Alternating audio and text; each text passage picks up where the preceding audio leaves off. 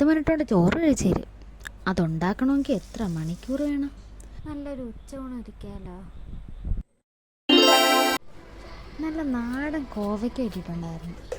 അപ്പോൾ തേങ്ങയ്ക്ക് ഇട്ട് മെഴുക്കുരട്ടി വെക്കാമെന്നും പറഞ്ഞുകൊണ്ട് ഞാനതിന് നന്നായിട്ട് അരിഞ്ഞ് വെള്ളമൊക്കെ ഒഴിച്ച് ഉപ്പും കൂടെ ചേർത്ത് ഗ്യാസിലോട്ട് വെച്ചു. വീട്ടിൽ തന്നെ നല്ല ചീര ഉണ്ടായിരുന്നു.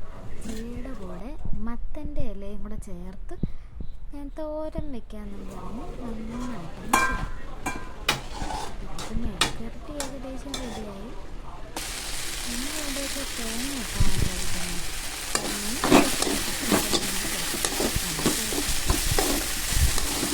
മെഴുക്കുരട്ടി റെഡിയായപ്പോൾ ഇനി ചീര വെക്കാമെന്ന് വെച്ചു. കടുക് വറുത്ത് അതിലാദ്യം സവാള ഇട്ട്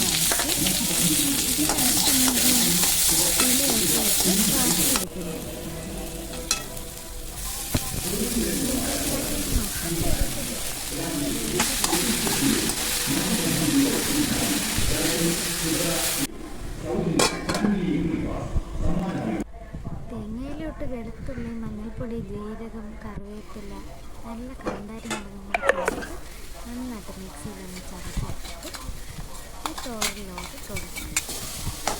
എന്നിട്ട് നന്നായിട്ട് ഇളക്കി വീണ്ടും കുറച്ച് നേരം അടച്ച് വേവിച്ചു. പൊരിക്കാമെന്ന് വെച്ചിട്ട് ഞാൻ പെട്ടെന്ന് അങ്ങോട്ട് കണ്ടിച്ച് റെഡിയാക്കി മസാല പുരട്ടിയാണ് വെച്ചത്. ഞാൻ മീൻ പൊരിക്കുമ്പോഴത്തേക്ക് 2 അല്ലി വെളുത്തുള്ളി കൂടെ ചേർക്കും. നല്ല ടേസ്റ്റാണ്. മസാല പിടിക്കാൻ വേണ്ടി ഞാൻ കുറച്ച് നേരം മാറ്റി വെച്ചിട്ടുണ്ടായിരുന്നു.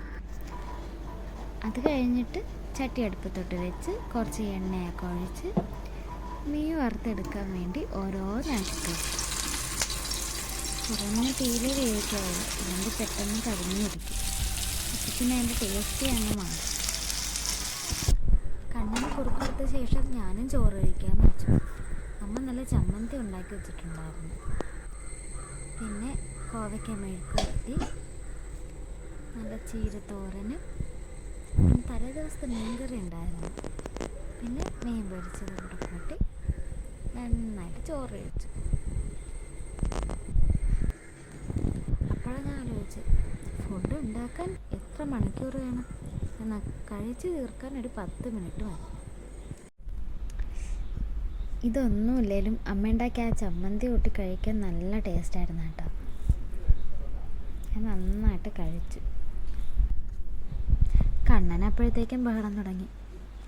പിന്നെ പാൽ കൊടുക്കാൻ വേണ്ടി കയറിയപ്പോൾ അവൻ ഓരോ ദിവസം ഓരോ പൊസിഷനിലാണ് പാൽ കുടിക്കുന്നത്. ഇപ്പോൾ എൻ്റെ മണ്ടേ കയറിയെന്നാണ് ഇപ്പോൾ പാൽ കുടിക്കുന്നത്. ഇങ്ങനെ ചെയ്താലേ അവനൊരു തൃപ്തി.